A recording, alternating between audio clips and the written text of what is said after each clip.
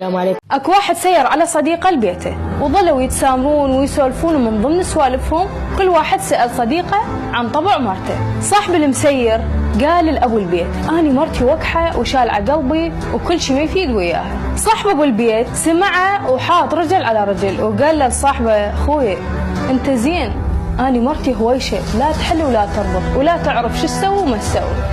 ونكر فضلها وسهر الليالي وخدمتها إله.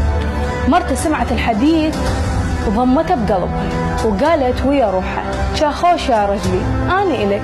وبيوم من الأيام الدنيا شتاء وعجة ومطر وهندس، رجع رجلها متأخر ودق الباب على مرته الفقيرة الهويشة.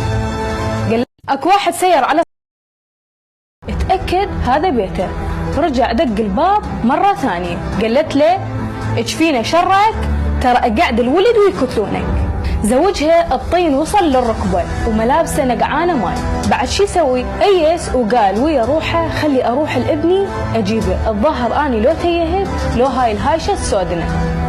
وصل الابنه وسولف له، والولد شال ابوه على شتافه وجابه للبيت. دق الولد الباب، اتأكد باب مرته وسحلته سحل للبيت وقالت له: ها يا رجلي، يا هي الهويشة والما تفتهم ربات سالفتنا. الحكومات بالعراق دائما تعلق فشلها على الشعب بكثير من الأزمات، بالكهرباء، بالماء، وبالبنى التحتية. ولما توقع الحكومة بأزمة ما تشوف قدامها بس الشعب، تستقطع من قوته باب مرته وسحلته سحل للبيت.